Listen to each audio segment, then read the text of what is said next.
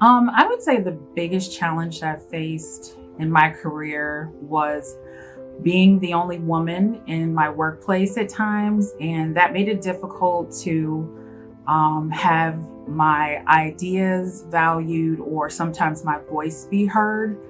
And the way that I eventually overcame that was two things. First, just not being afraid to be in those spaces and let myself and my work be known, be shown, and also just finding people at work that could serve as a source of support. Well, the main challenge I have faced is to balance work, family life, and personal time. I have not found the magical formula yet to solve this, but I have had a lot of improvement in this area. First of all, I said to myself, stop feeling guilty. I am a good mother, I am a good wife, and I also want to be successful in my career. So I started giving the adequate priority to every part of my life. I also established limits in checking and responding mails in my cell phone in order to dedicate the right time to my family. And I found in meditation the way to feel inner peace. So that helped me to be in control of my time, to reduce the stress in my life, and to give quality time to my husband and my children. So one of the biggest challenges in my career, that was about 18 years ago. It was not in Dawn, it was in another company.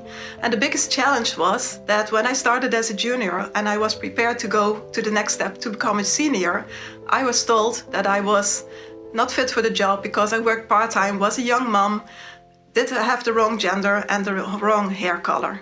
The biggest challenge that I faced in my career, and it's actually happened to me a couple of times, I've worked really hard and unfortunately circumstances don't work out. This happened at the very beginning of my career.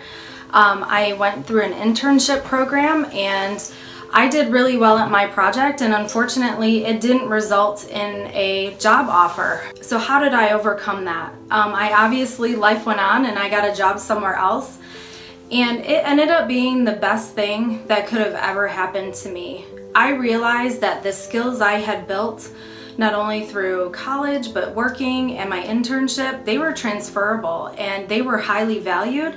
And it really gave me the self-confidence that I have continued to use throughout the rest of my career.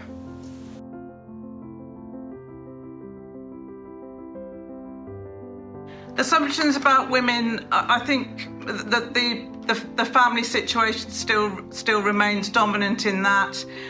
If you put work before family, you're seen as very uncaring. If you put family before work, sometimes you're seen as not committed. The assumption of the outside world that a mother is a mother and then you cannot be a manager at the same moment, that's not the right way to look at it. So for me, to change the assumption that a woman has a certain role and a man has a certain role, that really should change according to me. One assumption I can think of is that women in leadership roles either lead differently or less effectively than their counterparts. And hopefully in the future, as more women are placed in leadership roles, that assumption will go away.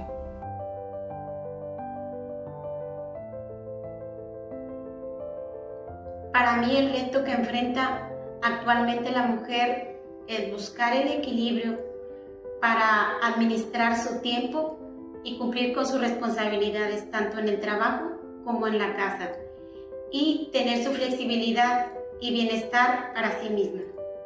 In my opinion, and as I said to my daughters, the biggest challenge for new generation of women is to completely break the current stereotype of what a woman should be or do and support each other in order to be free to decide what they want to be. Being heard. As a woman, unfortunately, our voices don't carry the same weight as a man's in business still today. There's multiple ways I've used to overcome it, but it usually consists of persistence. making sure that you don't let people get away with not hearing you. It doesn't mean that you have to go about it in a mean or malice way, but making sure that you're staying kind and staying persistent and continue until you get the answer that you deserve.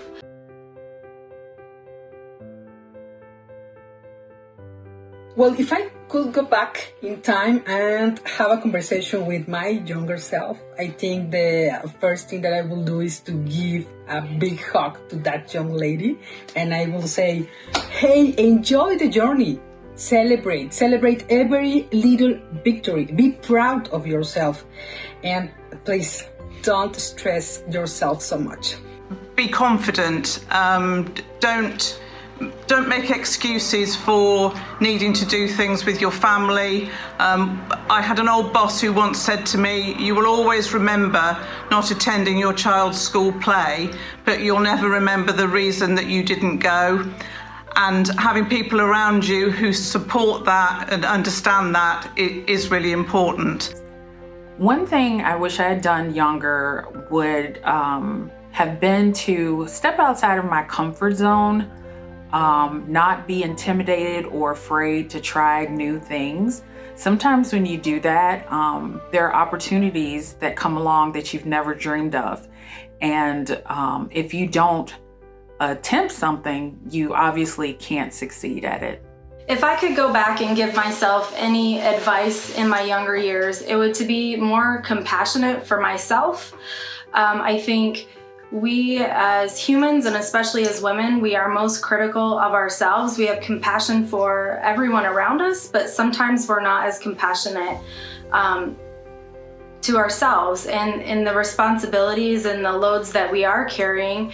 And I think we deserve more. We deserve to be kinder to ourselves. Mi consejo sería que sean ellas mismas, auténticas y naturales, que se desempeñen en lo que ellas quieren y que siempre luchen por conseguirlo.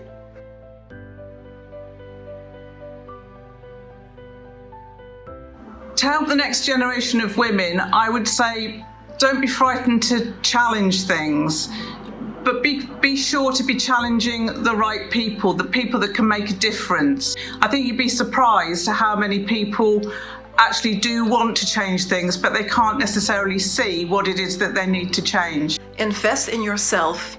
It's not an investment in training, it is not an investment in career, it is an investment in yourself. Mi recomendación sería ser seguras de sí mismas y que a pesar de los obstáculos continuar positivamente, pero sobre todo siempre tener pasión en lo que hacemos.